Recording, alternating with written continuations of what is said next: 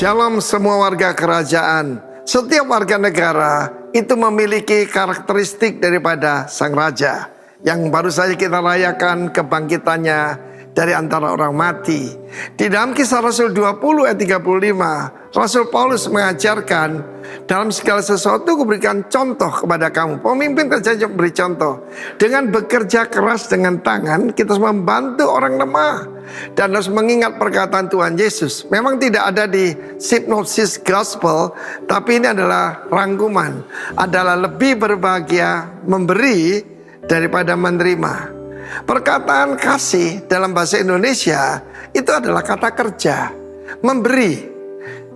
Kalau Anda mau hidup berbahagia, live a fulfilled life, maka contentment adalah suatu keharusan. Dan kita melihat di sini lebih berbahagia memberi daripada menerima. Tidak pernah kita disuruh cuma menerima, karena kepada Abraham dan keturunannya engkau akan menjadi berkat, bukan menerima berkat. Dan kebanyakan sekarang banyak sekali pengajaran tentang cuma menerima berkat. Apa gunanya? Karena tentu saja kalau kita memberi, maka kita bertindak sebagai Tuhan. God is a giver. Sebagai contoh saudaraku, dalam Lukas 12 Tuhan Yesus memperingatkan bahaya. Bahaya apa itu? Misalnya bahaya laten, covetousness, itu adalah ketamakan. Ketamakan dengan kekikiran ternyata satu kata yang sama. Ketamakan, kekikiran, pleonexia. Pleonectes atau pleonexia artinya to have more. Pernah seorang kaya dari Amerika, saya tidak mau sebut namanya, sekarang zaman somasi soalnya, ditanya oleh wartawan, sampai berapa harta bapak merasa puas? Dia berkata pokoknya lebih dari sekarang. Kita lihat bahwa sifat manusia itu adalah selalu untuk diri sendiri. Dalam Lukas 12 itu dimulai dengan seseorang yang minta Yesus jadi arbitrator ataupun penengah soal warisan. Dengan jelas dan gamblang diberitahu kalau ada dua saudara sulung itu menerima 2/3, adiknya 1/3. Karena dia juga harus bertanggung jawab atas ibunya yang janda dan juga mungkin adiknya yang belum mantap. Dia minta, suruh kakakku berbagi. Aku tidak terima cuma diberi segini. Itu firman Tuhan loh. Yesus berkata hati-hati pada ketamakan. Lalu dia memberikan perumpamaan, ada orang kaya. Tidak ada namanya si kaya. Ya.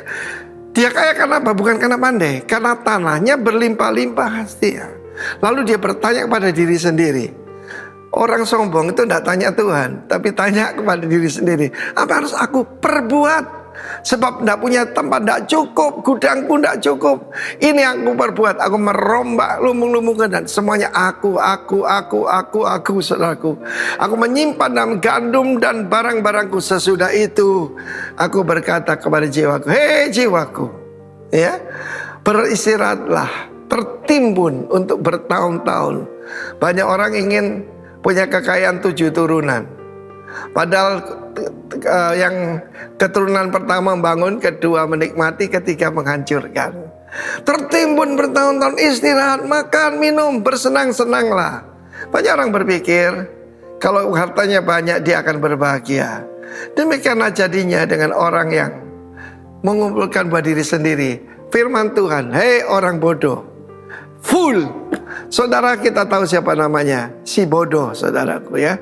Malam ini juga jiwamu diambil padamu. Dan apa yang kau sediakan? Untuk siapa itu nanti? Sebab tidak tertulis dia punya istri, punya anak. Orang ini totally selfish, ya.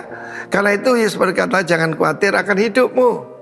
Sebab karena itu kita berdoa, give us this day our daily bread. Gak usah weekly, apalagi yearly. Kesusahan sehari cukuplah untuk sehari. Give is more than receive. More blessed, lebih diberkati. Selamat berbahagia warga kerajaan. God bless you. Kita udah masuk ke bulan yang baru, yaitu bulan 5. Gak sadar sebentar lagi kita sudah melewati Paskah dan gak lama lagi persiapan-persiapan yang lain. Nanti Desember kita Natal lagi. Saya berdoa kita panjang umur masih ketemu di Natal, amin. Ya.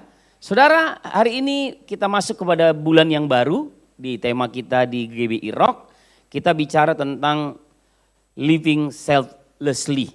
Bagaimana kita hidup berkorban, hidup tanpa merasa pamrih. Hidup ini kita tahu bahwa dikosongkan, nggak ada sebetulnya hidup kita kalau bukan Tuhan. Dan kita mau mempraktekkan apa yang Yesus ajarkan tentang cinta ataupun tentang kasih. Nah, di tema minggu ini kita bicara tentang sacrificial love, ya. Bagaimana kita ini mencintai dengan berkorban. Nah, saudara, kita akan lihat beberapa hal. Mahatma Gandhi berkata, "Where is love, there is life." Di mana ada cinta ataupun kasih, di situ ada kehidupan. Saudara, kita tahu bahwa Mahatma Gandhi ini seorang pemimpin di India yang dia bukan beragama Kristen. Ya. Dan satu hari seorang yang bernama E. Stanley Jones bertanya kepada dia. Bertanya kepada Mahatma Gandhi, "Gandhi," katanya, "meskipun Anda sering mengutip kata-kata Kristus, mengapa Anda tampak begitu keras menolak untuk menjadi pengikutnya?" Jadi Bapak Ibu, ternyata pemimpin India yang terkenal dan termasyhur ini dalam kepemimpinannya dia kerap kali mengutip kata-kata Yesus. Dan E. Stanley Jones bertanya kepada dia, "Kenapa kamu sering mengutip pernyataan-pernyataan Kristus dan firman yang dari Alkitab, tetapi engkau menolak untuk menjadi pengikutnya?" Lalu Mahatma Gandhi menjawab demikian, "Oh, saya tidak menolak Kristus Anda. Ya, saya mencintai Kristus Anda. Hanya saja begitu banyak dari Anda orang Kristen yang sangat tidak seperti Kristus Anda." Nah, saudara, kalau kita mengerti pernyataan ini, berarti terlalu banyak orang Kristen yang hidupnya tidak memiliki kasih. Itu sebabnya kita harus membedakan pernyataan ataupun kenyataan beragama Kristen dengan menjadi orang Kristen. Amin. Ini perdebatan, hari-hari ini lagi banyak ini dikutip, ya. Sebab kita tahu ada seorang pendeta dari Gereja Bethel Indonesia sedang banyak disorot hari-hari ini Bapak Ibu, ya. Dan pernyataannya sedikit agak membingungkan sebetulnya. Karena sepertinya ada jalan keselamatan di luar Kristus. Nah, itu sebabnya Mahatma Gandhi bilang gini, "Saya mencintai Kristus Anda, tetapi saya tidak harus menjadi beragama Kristen." Kenapa? Karena banyak orang Kristen yang tidak serupa dengan Kristus. Nah, itu sebabnya Bapak Ibu kita perlu mengecek kembali hidup kita. Ya, banyak orang Kristen, maksudnya gini, beragama Kristen tetapi tidak hidup sebagai orang Kristen. Nah, kita cek diri kita. Apakah kita hanya sekedar beragama Kristen atau kita hidup sebagai orang Kristen? Itu sebabnya kita sudah mendengar banyak kali Bapak Ibu. Kekristenan itu bukan agama. Katakan amin. Ya, kekristenan itu bukan agama. Tapi kekristenan itu hidup yang menjadi serupa dengan Yesus. Apanya yang serupa? Semuanya Bapak Ibu. Karakter hidupnya, perkataannya, respon-respon kehidupannya. Sebab banyak orang Kristen begitu datang masalah, begitu datang sebuah kenyataan yang tidak sesuai dengan keinginannya, responnya nggak sama seperti Yesus. Makanya Gandhi bilang, "Where is love, there is life." Di mana ada kasih, di situ ada kehidupan. Katakan amin. Ya, ini Mahatma Gandhi Bapak Ibu. Dia bukan orang yang beragama Kristen. Itu sebabnya kalau saya merenungkan ini Bapak Ibu, ya saya nggak bilang saya sangat percaya betul. Tapi saya lihat pernyataan-pernyataan Mahatma Gandhi ini, dia ini kalau menurut saya nih ya, dia ini masuk surga nih ya. Karena dia bilang, "Saya mencintai Yesus Anda." Kan bukan agamanya. Tapi siapa yang kita cintai, siapa yang kita miliki hari ini, itu yang menyelamatkan kita. Katakan amin. Nah, memang dia tetap beragama Hindu Bapak Ibu sampai akhir hayatnya. Tapi dia bilang, "Saya mencintai Kristus Anda." Tetapi terlalu banyak orang yang menyatakan diri pengikut Kristus, tapi hidupnya sangat berbeda dengan Kristus. Nah, itu sebabnya saudara-saudara, kalau kita mengecek hidup kita, kalau dalam hidup kita ada kasih, ada cinta, ada Yesus, pastilah hidup kita menjadi berkat untuk banyak orang. Nah memang kekristenan hari-hari ini banyak sekali dipertanyakan Bapak Ibu. Tapi saya mau mengajak kita hari ini fokus ya kepada ayo sacrificial love. Bagaimana mengasihi itu adalah berkorban. Nah kemudian ada lagi seorang ahli filsafat Lao Tzu dari Tiongkok. Dia berkata being deeply loved by someone give you strength. Dicintai oleh seseorang itu memberi engkau kekuatan.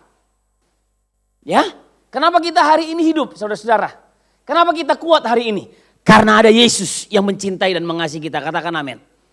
Ya, lalu dia bilang gini, while loving someone deeply gives you courage. Kalau engkau dicintai dan dikasihi, itu memberikan engkau kekuatan Bapak Ibu. Tetapi kalau engkau berani mengasihi dan mencintai Bapak Ibu, itu bukan cuma memberi engkau kekuatan, tapi engkau diberi keberanian. Katakan amin. Makanya orang kalau jatuh cinta apa aja dilakukan. Betul ya? Bayar harga apa aja dilakukan. Memberi kekuatan, keberanian. Bukan cuma sekedar kekuatan tapi keberanian. Apa aja dikorbankan. Karena jadi berani. Orang kalau jatuh cinta jadi berani. Langit kan ku, bukit kan ku daki, laut kan ku seberangi. Nggak peduli bapaknya orang Ambon kek, yang penting gue jatuh cinta aja, gue datang gitu. Nggak peduli bapaknya orang Batak, kalau begitu jatuh cinta, nggak tahu itu, yang penting gue hadapin aja. Nggak peduli bapaknya polisi militer, kumisnya tebal, atau menyeramkan sekali, anjing di rumahnya banyak, anjing galak. Kalau orang jatuh cinta, ada keberanian. Itu sebabnya mencintai itu berkorban Bapak Ibu, katakan amin. Nah banyak orang mengatakan bahwa dia mencintai tetapi enggak berkorban. Kalau kita tahu bahwa kita ini mengasihi Yesus, seharusnya kita tahu berkorban untuk kerajaan dan pekerjaannya, katakan amin. Nah jadi being deeply loved by someone give you strength. Di posisi ini Bapak Ibu, kasih yang terbesar itu Tuhan sudah berikan kepada kita semua. Dan dia memberikan kekuatan kepada kita. Saya juga waktu saya baca kisah ini, Lao Tzu ini seorang filsafat dari Tiongkok ini, dia nggak kenal Tuhan Yesus Bapak Ibu. Tetapi dia ini di dalam kisah hidupnya ataupun dalam sejarah dikatakan dia ini seorang Taoisme. Jadi Taoisme ini lebih kepada menuhankan binatang-binatang gitu, Taoisme. Nah saudara, jadi kemudian waktu saya pelajari ini, manusia ini memang mencari kebenaran Bapak Ibu. Dan waktu saya terus pelajari, dia mengatakan dengan jelas, kalau kita dicintai kita mendapatkan kekuatan.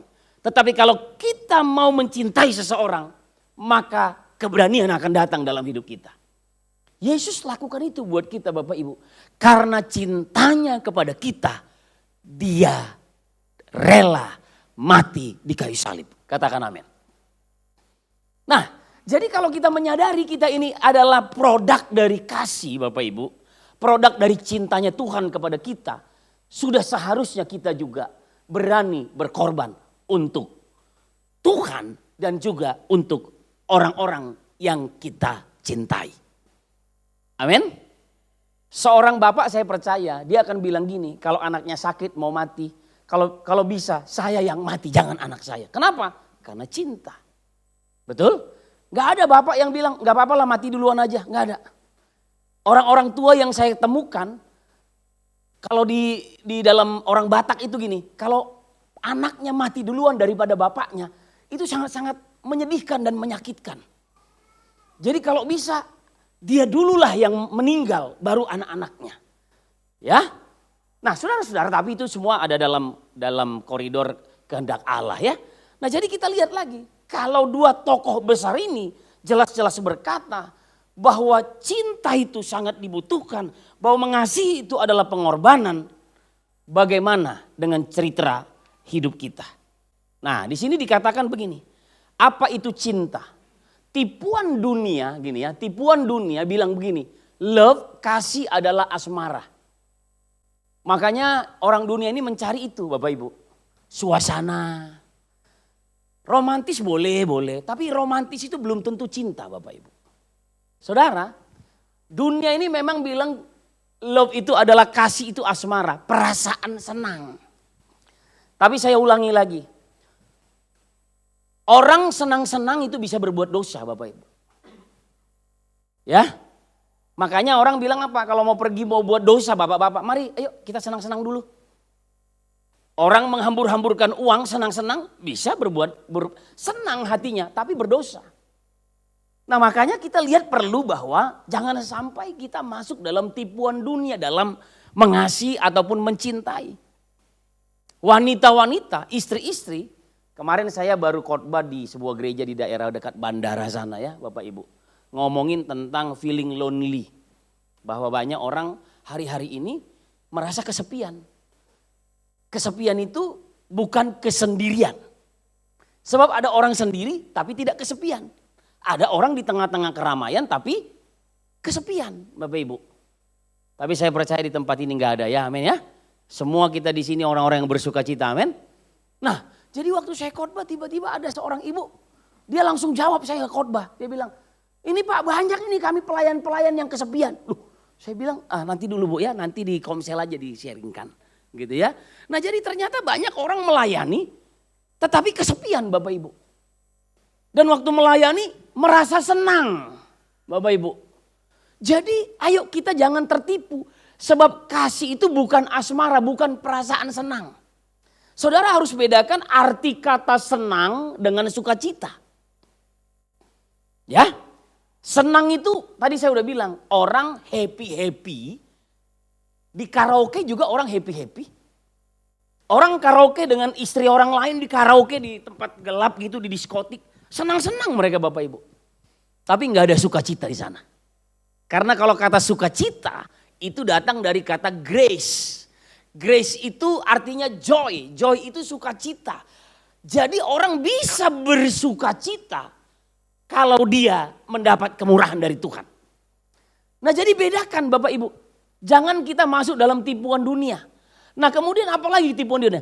Perasaan, keinginan untuk memuaskan diri sendiri sekalipun mengorbankan orang lain.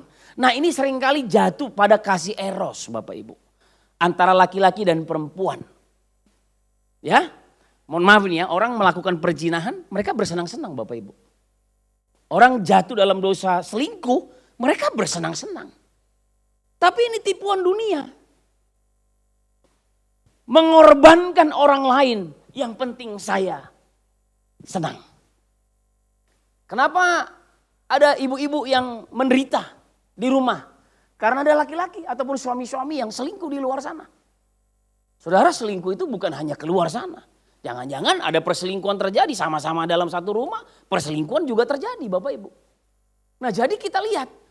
Keinginan untuk memuaskan diri sendiri. Ini tipuan dunia tentang apa kata cinta. Kemudian kasih eros asmara akan membangun katanya.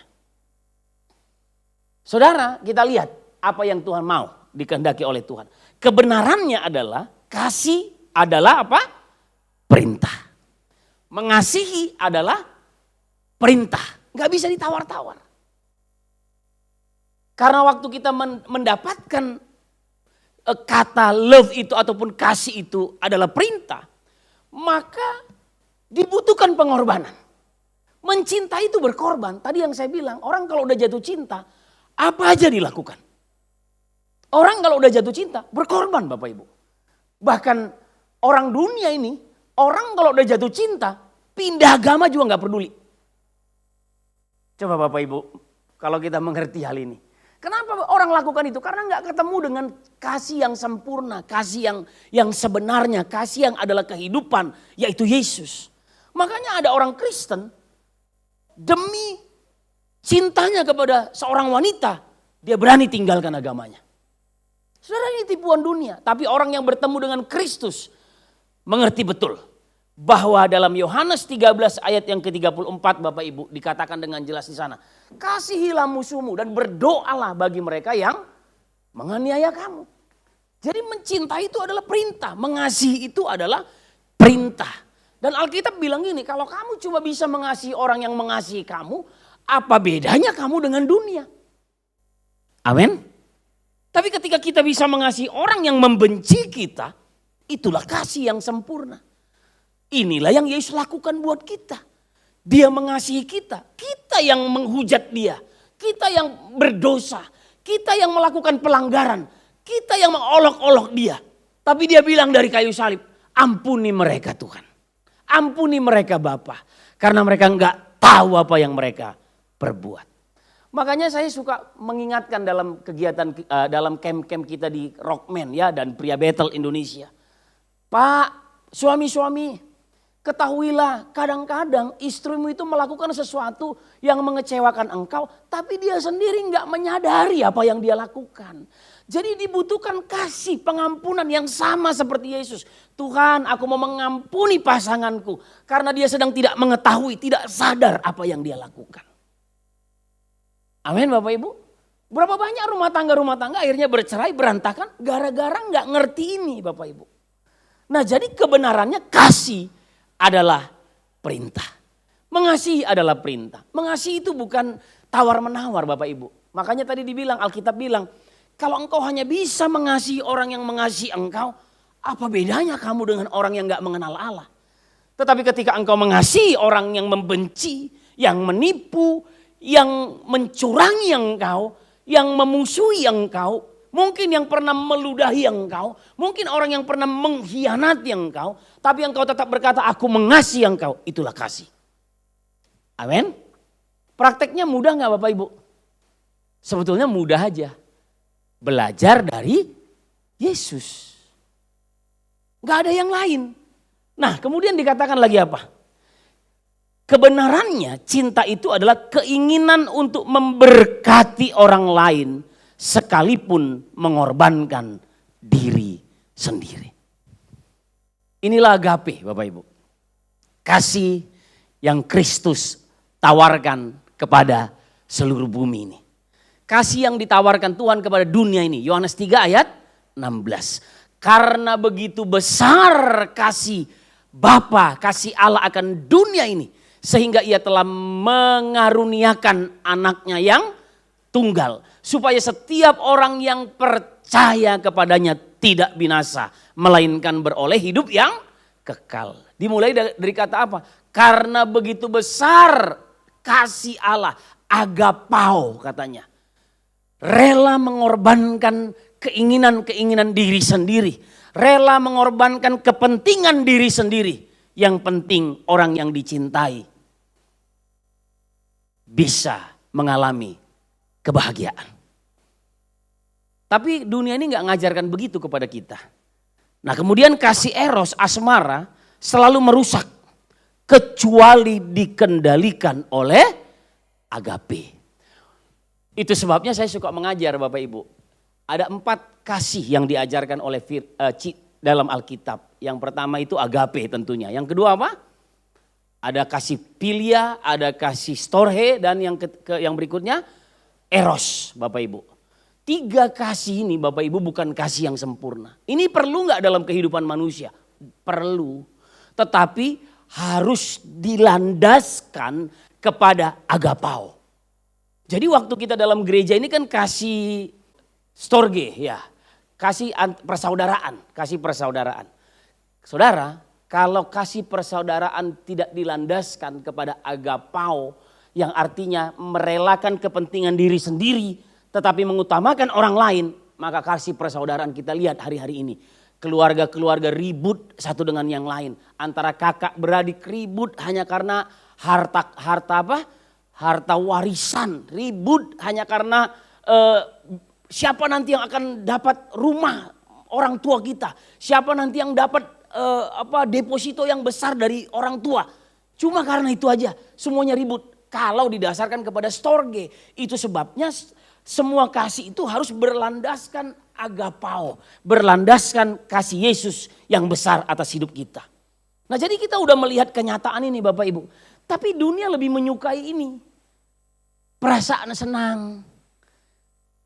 Makanya di mana-mana kita lihat tempat-tempat ibadah nggak terlalu ramai Bapak Ibu. Sekarang diskotik-diskotik, lapo-lapo tuak juga saya lihat. Itu kalau udah ngumpul Bapak Ibu, waduh Semua orang nyanyi gitu ya. Mereka menyenangkan diri mereka sendiri. Tetapi apakah ada Tuhan di sana? Hai, sekarang ini banyak kafe-kafe yang pelesetan lagu-lagu Kristen. Dimasukkan di lagu-lagu Kristen. Katanya penginjilan Bapak Ibu. Ya saya nggak tahulah apa yang terjadi di sana. Tapi kebenarannya adalah mengasihi adalah perintah. Mengasihi adalah keinginan untuk memberkati orang lain. Dengar, sekalipun mengorbankan diri sendiri. Kasih eros ataupun asmara selalu merusak kecuali dikendalikan oleh kasih agape. Nah saudara, mengasihi itu berkorban. Amin. Beberapa waktu lalu kan kita suka dengar itu istilah-istilah anak-anak muda. Pinjam dulu 100 gitu kan. Bapak Ibu pernah nggak digituin orang? Pinjam dulu 100. Masih sering? Saya masih sering sampai hari ini. Minta dulu 100, ada uang kecil nggak? Gitu kan. Saudara, sebetulnya saya capek juga kan ngadapin yang gini-gini. Tapi saya juga harus menunjukkan kasih. Coba dulu bicara, kenapa, ada apa? Tapi kan akhir-akhirnya ya udah minta nomor rekening, ya transfer. Saya juga nggak mau transfer banyak-banyak. Karena dibilang ada uang kecil nggak? Ya uang kecil ya saya punya. Saudara, mengasihi itu sederhana Bapak Ibu. Saya banyak belajar dari istri saya mengenai, saya ini kan orangnya namanya laki-laki ya, mainnya di logika.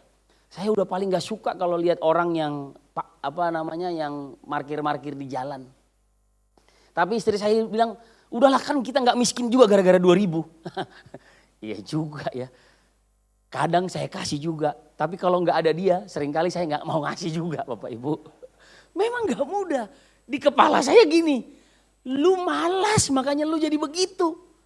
Dulu ada perintah dari gubernur kita yang dulu Pak Ahok, dia bilang kalau ada orang yang kedapatan memberi orang-orang yang begitu kan kita yang kena sanksi kan, betul ya.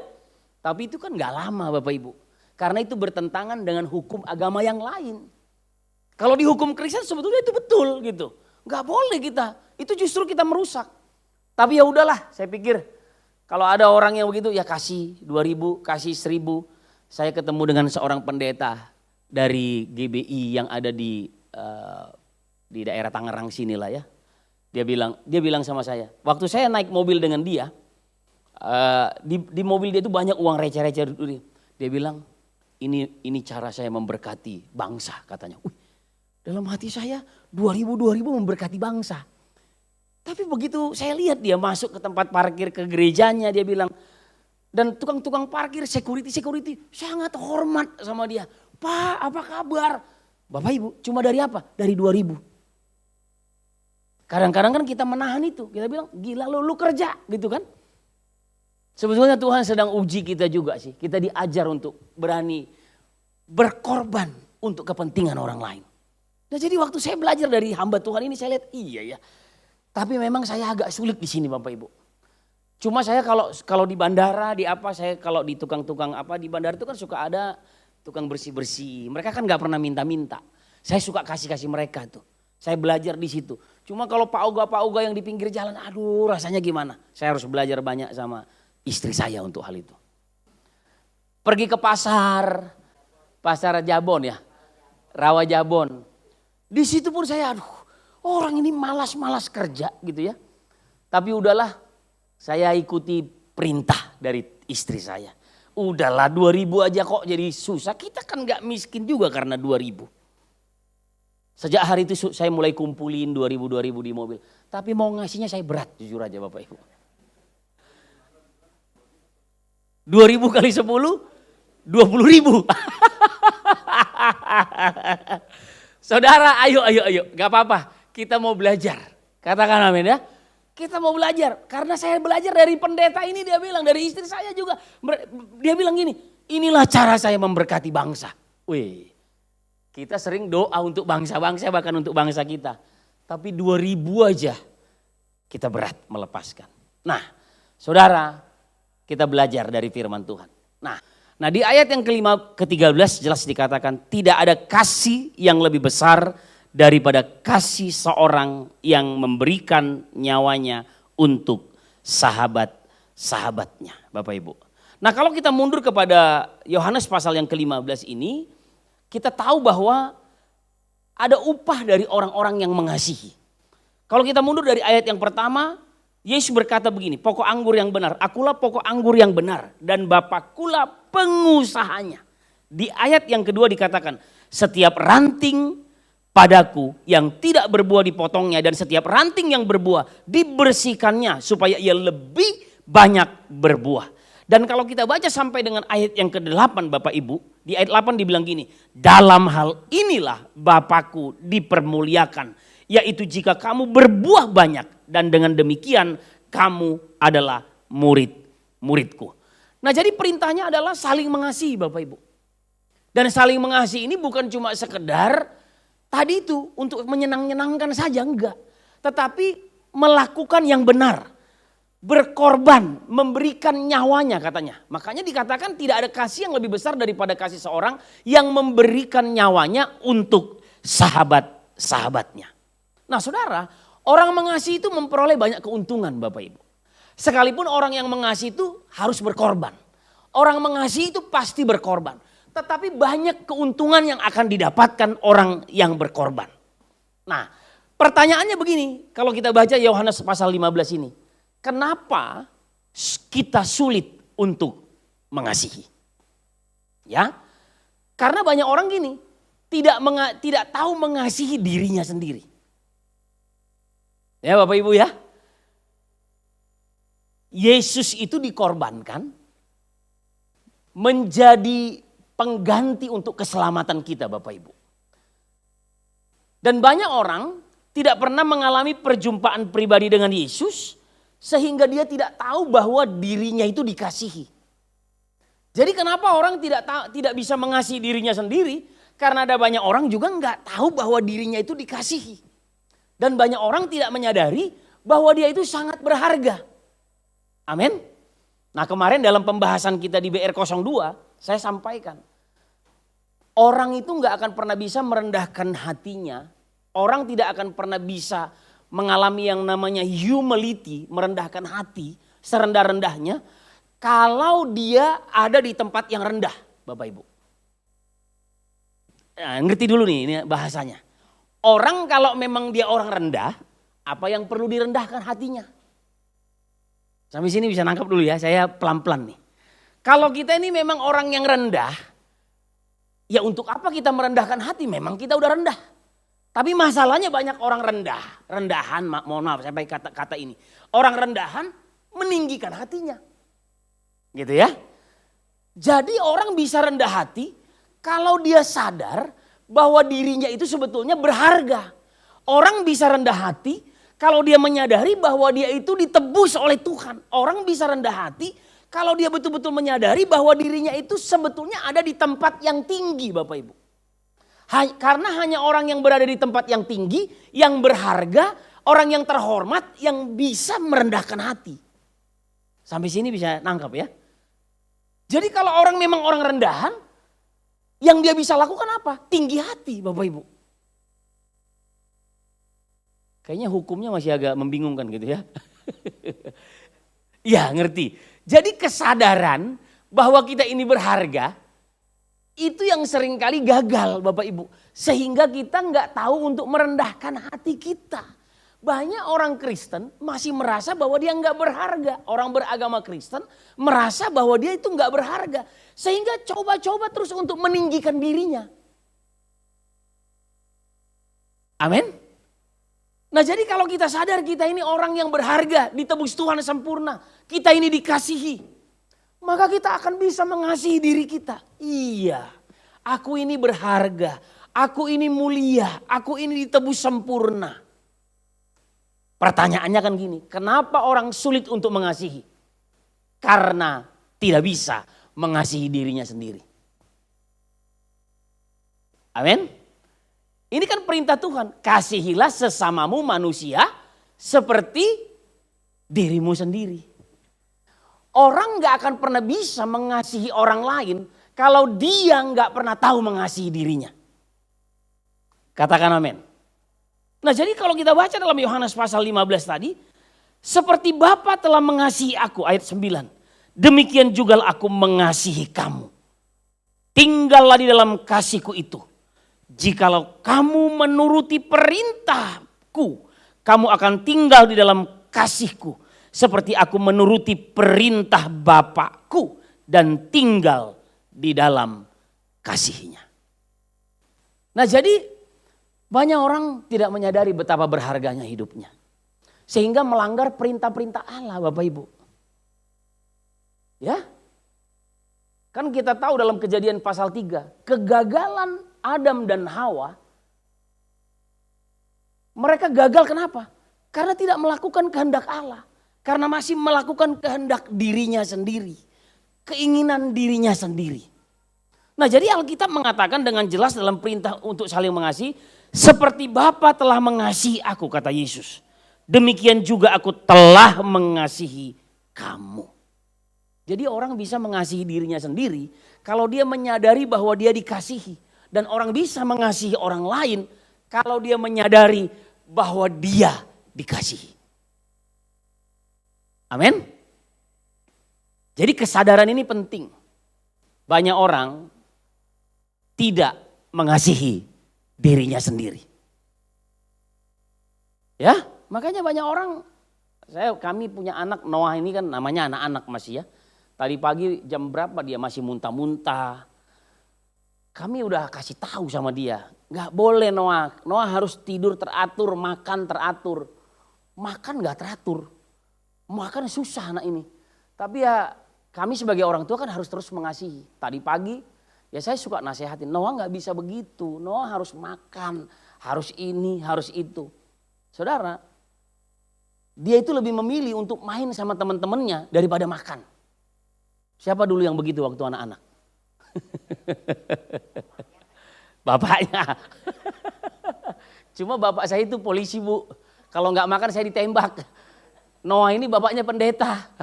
Kalau nggak makan paling-paling dinasehati kan gitu kan. Jadi saya waktu kecil karena bilang bapaknya. Waktu kecil saya apapun saya karena takut sama bapak kan. Bukan karena kasih sebetulnya, karena ketakutan. Jadi karena bapak saya itu polisi, dia pulang nanti jam berapa, dia makan siang harus di rumah. Zaman itu kan begitu ya, orang-orang kerja kalau pergi siang pulang nanti pergi lagi. Kalau zaman sekarang kan orang pergi pagi pulang malam kan gitu kan. Pulang maghrib atau pulang malam. Nah dulu saya begitu juga sih, lebih penting main tapi saya makan dulu supaya nggak dimarahin. Nah kalau sekarang Noah ini gitu, dia lebih penting teman-temannya daripada makan. Karena kami sekarang tinggal di ada perumahan yang kayaknya dia jadi bosnya aja gitu. Satu hari saya tanya sama maminya, Noah itu kalau dari rumah es krim dibawain sama teman-temannya. Dia kasih es krim sama teman, semua mainannya dibawa keluar. Kayaknya dia pemimpinnya di komplek ini saya bilang kan. Mamanya bilang apa? Ya iyalah, teman-temannya bilang, oh kau itu Noah anak orang kaya ya katanya.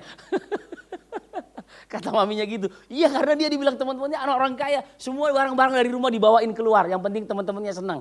Dalam hati saya, ya udahlah yang penting dia senang. Nah saudara, kenapa ini susah gitu kan ya? Pertanyaannya gini, kenapa ini susah? Karena saya mengerti sekali. Karena Noah ini masih anak-anak. Dia belum menyadari bahwa dirinya itu betul-betul dikasihi. Tadi pagi jam 4 pagi apa setengah 5 dia udah muntah-muntah.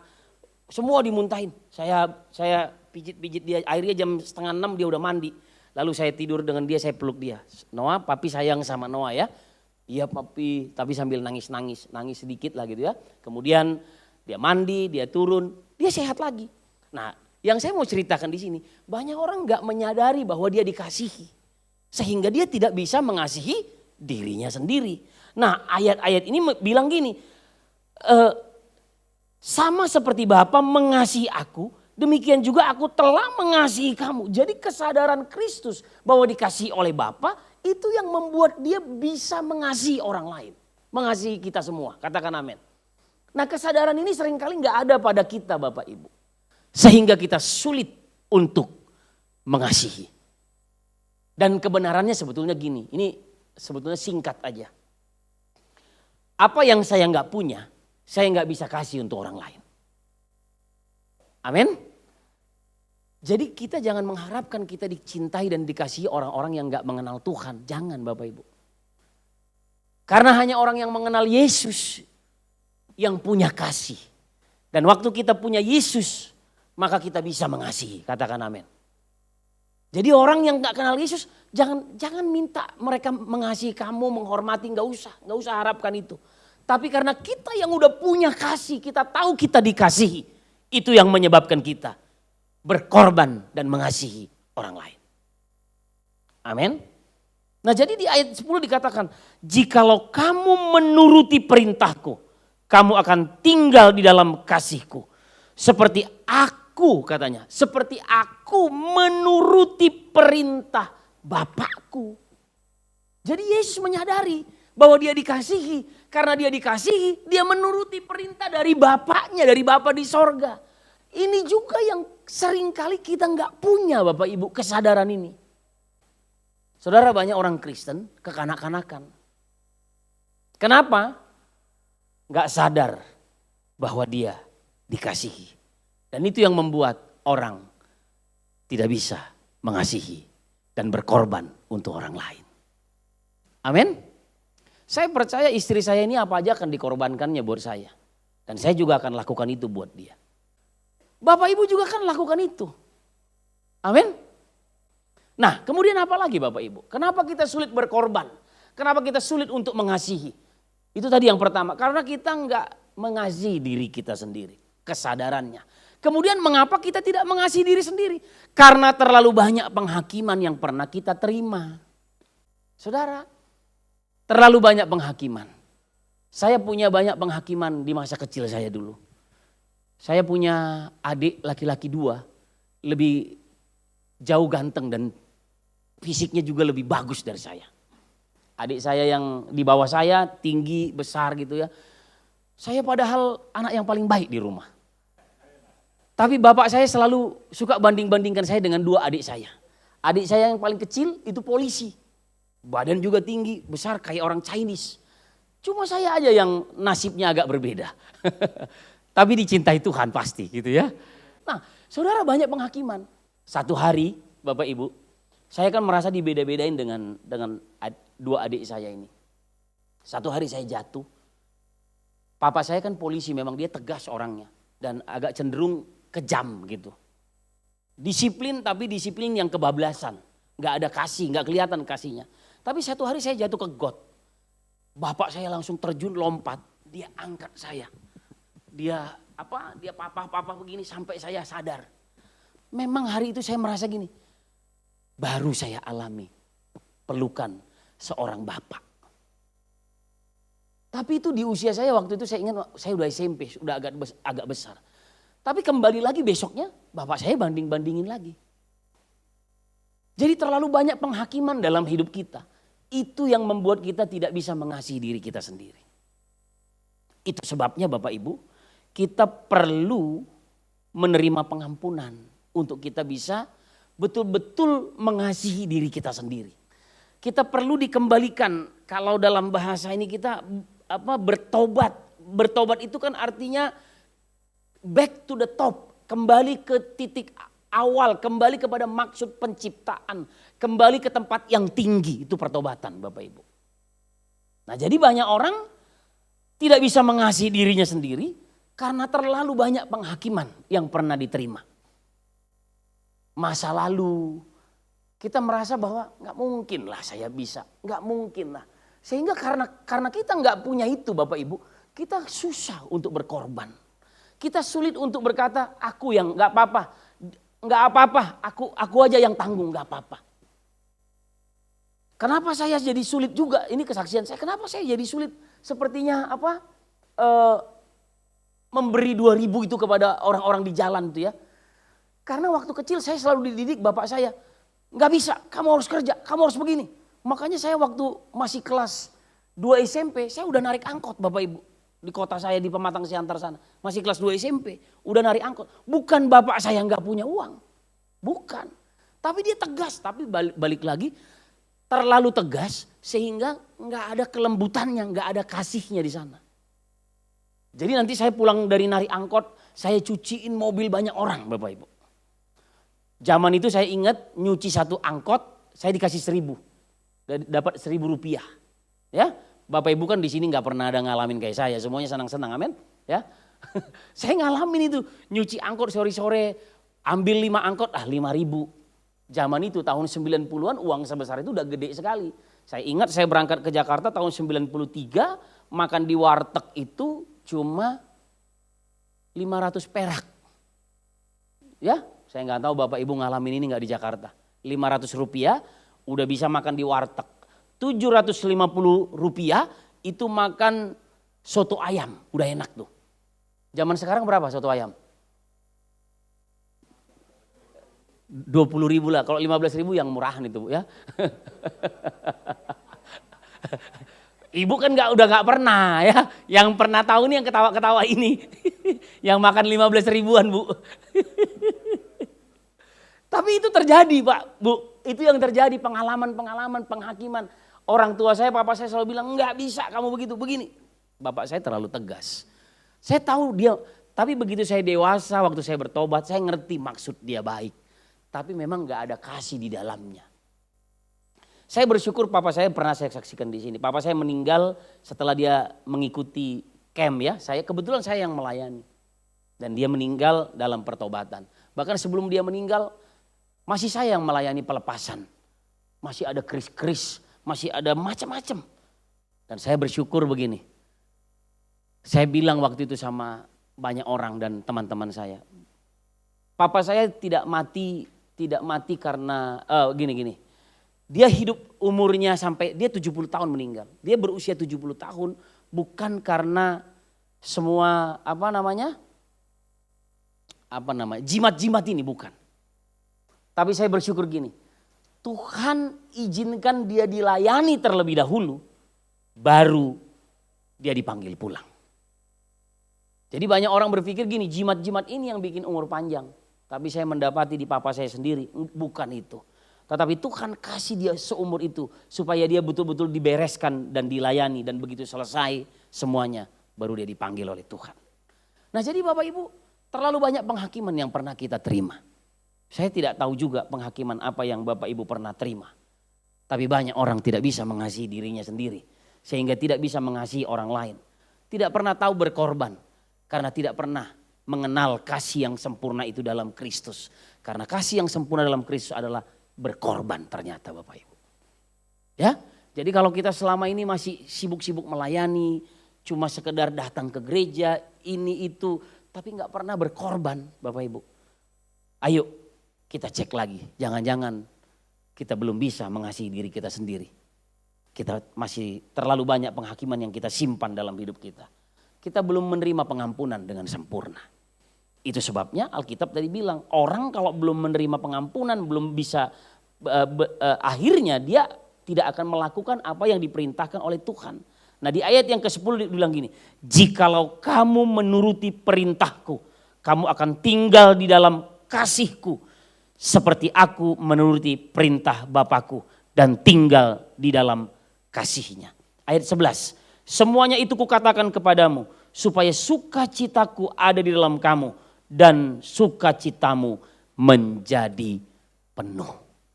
Jadi Bapak Ibu perintah untuk mengasihi itu untuk apa? Membuat sukacita kita menjadi penuh. Katakan amin. Perintah untuk kita itu mengasihi dan berkorban. Itulah yang membuat tadi kita betul-betul mengalami kebahagiaan dan kesempurnaan di dalam Tuhan. Nah kemudian di ayat berikutnya dikatakan di ayat yang ke-12. Inilah perintahku. Yaitu supaya kamu saling mengasihi seperti aku telah mengasihi kamu. Jadi kalau secara sederhana saya sampaikan Bapak Ibu hari ini. Kalau saya nggak pernah menerima kasih Kristus, saya nggak akan pernah mengasihi diri saya sendiri. Kalau saya tidak pernah mengasihi diri saya sendiri, bisa mengasihi diri saya sendiri, tidak mungkin saya bisa mengasihi orang lain. Karena apa yang saya nggak punya, nggak akan pernah bisa saya berikan kepada orang lain. Katakan amin. Amin Bapak Ibu. Ayo kita cek hidup kita hari ini. Ada berapa banyak penghakiman yang kita pernah terima? Atau mungkin ada berapa banyak orang-orang di sekeliling kita yang kita nggak bisa ampuni. Semuanya ini terjadi kenapa? Karena memang kita belum pernah mengalami kesempurnaan daripada kasih itu sendiri. Tapi saya percaya Bapak Ibu, waktu Yesus hadir, dia melakukan semuanya untuk kita. Amin. Nah itu sebabnya, ayo mengasihi itu berkorban. Mengasihi itu mendahulukan kepentingan orang lain daripada kepentingan diri kita sendiri. Kadang-kadang saya berpikir gini juga ya, kalau istri saya minta uang, saya agak susah ngasih. Tapi kadang-kadang kalau orang-orang minta dulu 100, minta 200, saya gampang ngasih. Dalam hal ini pun saya harus bertobat sepertinya. Kadang-kadang istri saya udah gak ada duit lagi bang. Uangku di rekening tinggal sekian, tolong transfer. Itu pun saya agak berat. Tapi bukannya saya tidak mengasihi istri saya Bapak Ibu. Saya cerita ini untuk mengajarkan kepada kita semua. Ayo Bapak Ibu. Kita ini jangan sampai ada lagi hal yang membuat kita merasa bahwa kita tidak dikasihi. Sehingga kita tidak bisa mengasihi diri sendiri. Sehingga kita masih ada dalam tuduhan, banyak tuduhan-tuduhan dalam kehidupan. Dan sekali lagi saya katakan buat kita semua. Mengasihi adalah berkorban. Jadi bukan di dalam mengasihi itu ada pengorbanan, bukan. Artinya gini, bukan dalam kasih itu kita diperintahkan untuk berkorban. Tetapi mengasihi itu adalah berkorban. Amin.